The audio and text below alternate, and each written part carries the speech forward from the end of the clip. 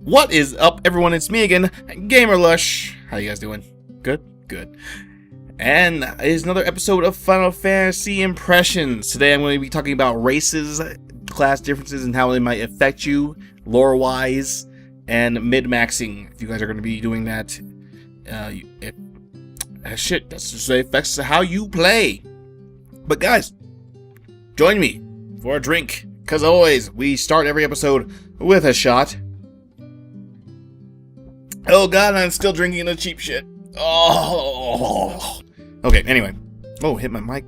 My mic pop filter. Okay. I got some questions. Guys, please keep sending your questions. I will answer them as best to my knowledge. I got one here from Brent Burke. I got 3 of them, actually. I did respond back to him, and it actually pertained to one of the videos I did want to make. We're going to get these ones about crafting out of the way first. Okay, you mentioned stealth for gathering. Is this also a combat-oriented skill? This is not shareable with any other classes besides gathering, unless they change that within the last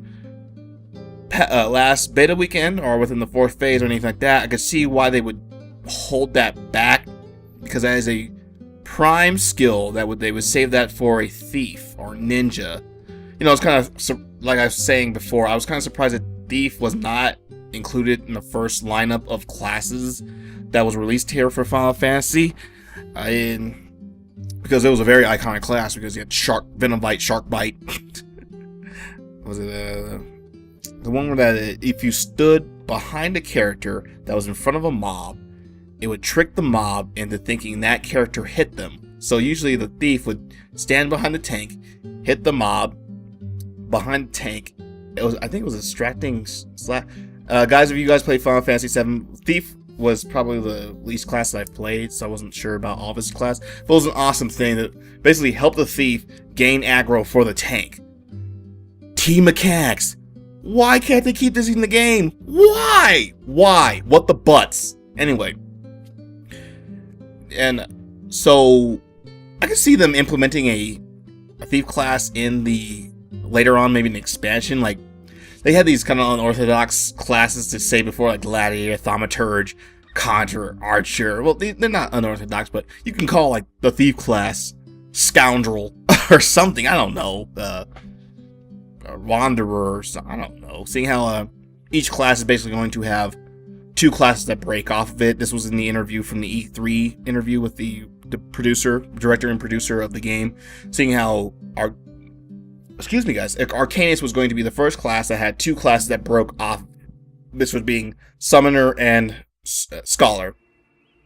Now, this basically opens the door for every one of the classes to have a secondary class that they can break off to. So, for instance, the Warrior can have Warrior who was basically a Marauder first. That Marauder could take another class and evolve into a Samurai, or the what was another one? The Archer, instead of breaking off to a Bard, you can break off into a Ranger.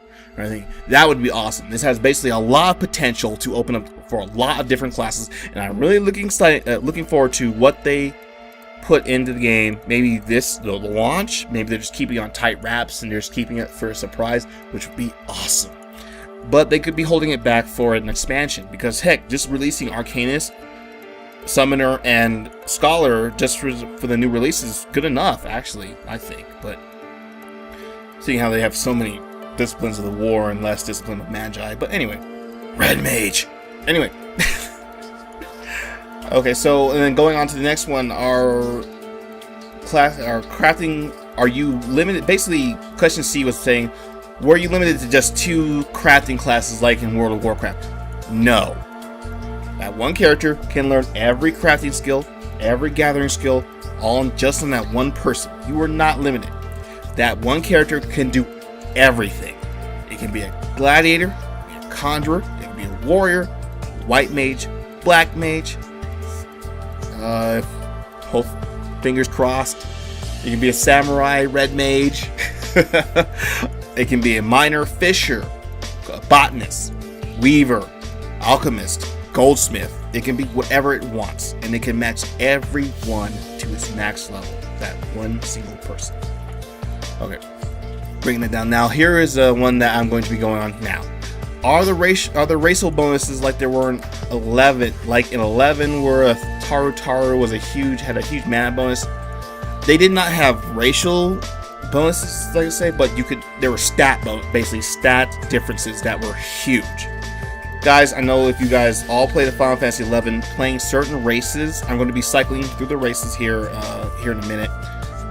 There was a huge stat difference within a lot of the races that were Tarus were basically Lalafelds right now here in the game, where basically the race was made to be mage class types because their mana and intelligence were just leaps and bounds way over what a Galka or a Rogadin now in this game were. And they were basically the night and day. So Galka had the largest strength pool, largest HP pool, where Tarus had the largest mana pool and largest intelligence pool. So it was uncommon to where you'd see a Taru tank, Lalafell tank, or a Galka Rogadin caster. You could do it, and when you did, people took notice if you were good. So yeah, it's like there's good and bad things to it. So let's say I want to show everybody up and say I want to be a big giant bruising Hulk, but I'm a healer. I'm a gentle healer and worries about the worries about the welfare of others. But then it also puts so much emphasis on the RPG aspect, knowing that you want to get over that hurdle. I want to be a Galka mage. I don't care what everyone says. I want to get over that hurdle and heal people, because that's what's I think differently of my Galka brethren. Or you want to be a Taru knight or paladin warrior tank. I don't care what all my Taru brethren feel. I want to protect people, even regardless of my stature. That was awesome. And they were still, if you knew how to play the class, they could still do that. Through that whole time, the 4 to 5 years I've been playing Final Fantasy, I've seen every spectrum of race and classes. And those people who were able to get over that hurdle of being that Taru who say, oh, you can't be a Taru tank, and they were able to do it, they were well more respected than any other person who, like a Galka tank or anything. And that the thing was, like, those bounces and those stats were just so crazy that one of my best friends, he was a Galka thief. He wanted to be a thief. But a lot of people saw that he was a Galka. Dude, you want a tank because we can't find a tank. This sometimes happened to him, and he tanked as a thief because his stats and HP and vitality and strength were so well. The fact is that even though he was a thief, he could still take hits. I can see that how it being a broken mechanic, how could that be? But it was just hilarious how different combinations could, just because the racial stats of that character was. With that said, in Final Fantasy 14, they don't do that. They basically saw how every other MMO saw that, basically making everyone even, and race was only an aesthetic lore class thing, which kind of saddens me in the game because I love the fact that those races were known for that kind of thing. But it does kind of give you that elitist mindset, like, oh crap, we got a Galka white mage. He's going to be terrible at it. Then when that Galka white mage came, it's like, I got this, and proved it's all wrong. I basically put my foot in my mouth and shut the hell up. But okay, let's go ahead and start. Midlanders, these are humans. These are Huron, I think that's what it's called. These are basically us. I know it's like, I play these because, and then everyone who is elitist bastard about MMOs saying people who play humans are boring and like they have no creativity. Guess what? As a human, my life is awesome. That's where I want to project my awesomeness onto this awesome MMO. So people who say they're boring and tell you that picking humans is boring, they can suck a D. They can suck a duck. Guys, play what you want to play. Don't let anyone influence what you want to play. Alright, so Midlanders are basically the general populace of Hearlands that populate the whole world at this point. They gone through, actually, if you played the original one, they were in a war with a lot of other races. And I'm sure they're surprised that they didn't bring this up in this one, in the lore-wise, but as I say, they talk about how they're well-read, and because of their versatility, they basically spread all their whole race. So it's like, you know, a lot of MMOs seem to give that that perseverance of the human race with all these other crazy ass things, because a lot of races seem to have the physical, the dexterous or intelligent features over human races to make them feel that they're superior in some stats, but you know, humans are basically all around and what have you. Now, Midlanders are basically the general populace, and then if you go on, we're gonna kill through. The Highlanders are basically kind of like big, or they're a taller version. They're kind of like a Viking. That's like northern Europe, northern European kind of like. They're basically taller, they're bigger, they're burlier. And if you check out the stats, that their strength is a little bit higher than a Highlander, whereas their intelligence, a Midlander's intelligence is a little higher than a Midlander's intelligence is more higher than the Highlander. So if you're going to be mid-maxing, if you want to be a warrior war discipline class, Highlander's the way to go. If you want to be more discipline of the Magi, Midlander's the way to go. These stats stay consistent, so you'll see here that strength and dex for a Midlander is 21 and 19. So they're basically a 3-point difference. That will stay constant as you level up, because unfortunately, if you guys ever play like Final Fantasy Tactics, to where you have the Squire and it was basically, those are base stats, these stats don't stay the same, because of course you're picking a class that will buff these stats up and down. But if there were a class that, like a Squire, saying these are your base stats, and you're really a nothing person, you're just a random person, these stats would stay the same constantly. So you'll get strength would stay those 3 points ahead of each other. Mr. Happy, I believe, he has a really good video talking about the stats and how they stay constant within what if it were base stats within different races. So guys, if you're trying to min-max and just get it to where every point has to be the highest for your class, you have to take race in consideration, but only by a couple of points. It's not going to totally break you, or you're not going to get the total highest percentage of these classes. There's no racial bonuses, no racial abilities, nothing like that. And it's basically like this game is basically taking to where what you want to be is what you want to be. There's no disadvantage and no advantage of being this race. Only for a couple of stat points, only for that. So with that said, I'm going to say, like, for your mid-maxers, I'm basically going to tell you what class you would want to pick for either Discipline of Magi or Discipline of War. Moving on, we have the Elzen, who are the Elven in Final Fantasy 11. Of course, they're a taller statue. They're the tallest race in the game, because they're next to Gulka and Rogadin, depending if you pick a small Rogadin or a tall, big Rogadin. The Wildwood are basically what you would take a consideration of every fantasy trope. Cheers, guys. D&D wise, it's basically they're wood elves. They live in the woods. They have a higher moral scrutiny, not as much as you think high elves would.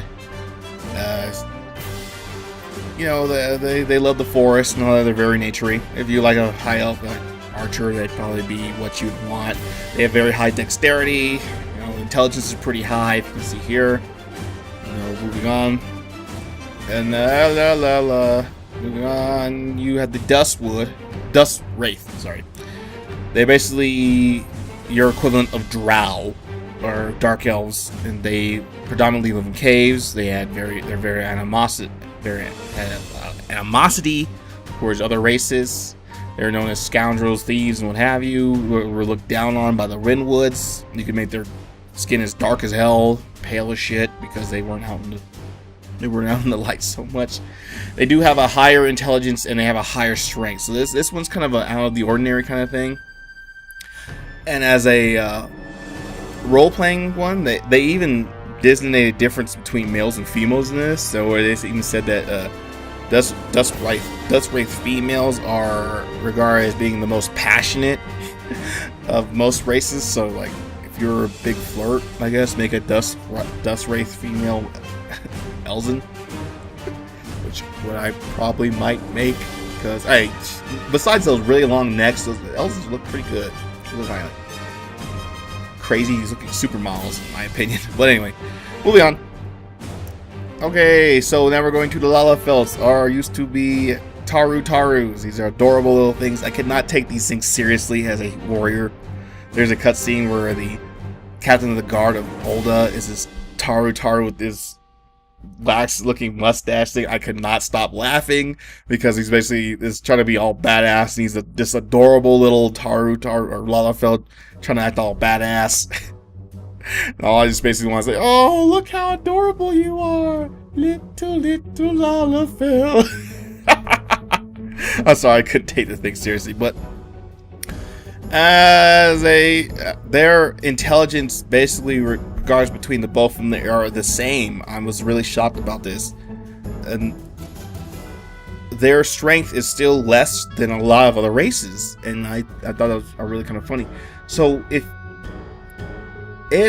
you guys want to take a discipline of war, but really want to min-max it all the way, don't pick up a Lalafell.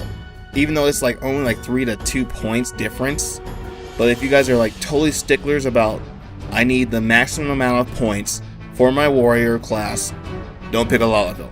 But like I said, it's only like 2 to 3 points, and besides, this is always outbalanced from gear, what class you are, and all that other stuff. So stats really aren't that big of a difference. So, but yeah, if you want to mid-max and be discipline of magic, yeah, pick a Lalafell. So Plains folk are basically more about the high grasslands. They are more predominant in Limsa Lominsa, to whereas Dune folks, of course, they have a glossy coating over their eye to help them protect from sand. Then they're more predominant in Ul'dah. Actually, you go on. I don't want to spoil any story, so I'll leave that alone. Okay, now we're going on to Makote, which used to be Mithra. Mithra used to only be playable as female, because back in the day males were very rare in their society, kind of like ant colonies where females were a little rare, and they either became queens or nursemaids for queens, and they were highly regarded and protected. This one, they basically said, hey, fuck that. Everybody was clamoring to please bring male Mithra into the game. I thought that was an interesting mechanic that a lot of other MMOs didn't say. They're saying they have a exclusive female race, an exclusive male race, and I thought, hoping they would keep that, but the majority rules. So if you want the male Makote, you got it. So of course the Sunseekers worship the sun. They're mostly out there in the jungle areas, in the forest. They are concentrated in Limsa Lominsa, desert areas, because they're out there in the sun. To where now they have Seekers of the Moon, who basically worship the moon, are basically more nocturnal. They have bigger ears because they can compensate for not that much light. They have rounder eyes. And with the Makote, it's not uncommon to have the multicolored eyes. I'm not sure exactly what they call it medically wise. I'm pretty sure you guys will leave a comment below. But yeah, having two different colored eyes is common, I guess, for their race. Keeping it up with that was kind of funny that in Final Fantasy XI, Lalafelds basically have Gridania,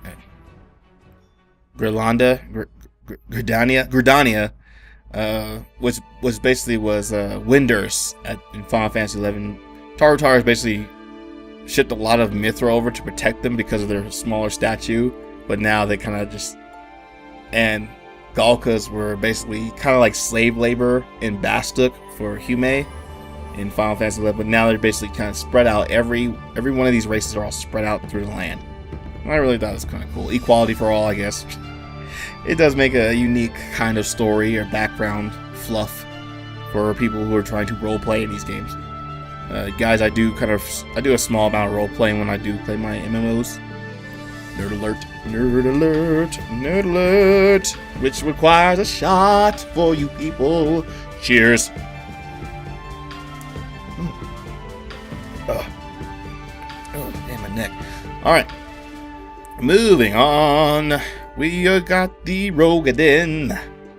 These used to be called Galka. These were kind of the giant, the backbone, the workforce of Bastuk. Now they're part of Limsa Lominsa. They're basically kind of saying in 11 they were basically more desert-faring folk, desert dunes walkers, but their capital city was destroyed by these humanoid ant creatures, and you did explore that and actually went through a bunch of areas to where you farmed experience and killed a lot of those bastards in Final Fantasy XI. But in this one, they're basically small islands. They were roaming the seas like pirates, and then finally they settled down in Limensa, and pretty much they're basically larger stature. They are mid-max for warrior type classes. And going to Hellsguard, these are more inlanders, but they're more tropical region because they're volcanic type. So they basically their skin is red to withstand the heat and what have you. This is basically a rundown. I'm going to leave these up here so you guys can read them, and I'm going to be putting the male, female classes up here. And I think that they put a really good background for a lot of these races, to where you can make your own story. And if guys, I'm probably going to be advocating a dedicated RP server. If I'm too busy, then probably not. If guys, let me know if you guys been on the forums talking with a lot of people talking about RP servers and doing, because I'm pretty sure that Square Enix will not release RP servers, but people will get together and kind of like designate these certain servers as RP servers. What I mean by RP servers is role-playing servers, which would be really awesome. But as always, you know, guys, I always keep saying that when I want to wrap up stuff, huh? That's my bag, babe. That's how I do it. Alright, guys, if you enjoyed your time with me, just talking about these races, classes, and yeah, they got less customization. They all look different. So definitely these different classes, you can tell whether they're this or this. Enjoyed your time with me. Please like, subscribe, leave a comment below. Questions. I will try to get to your questions as much as I can. And as always, cheers and game on.